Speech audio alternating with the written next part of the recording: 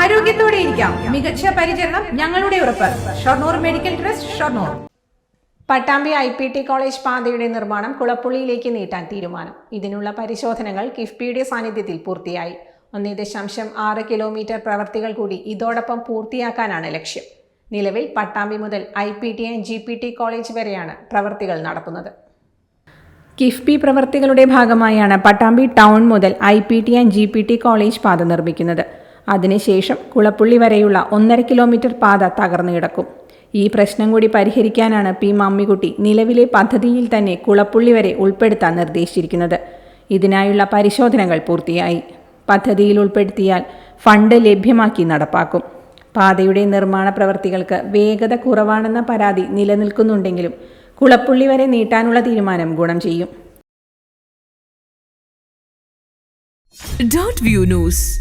കാഴ്ചകളാണ് ലോകം. കണ്ടു തുടങ്ങുക.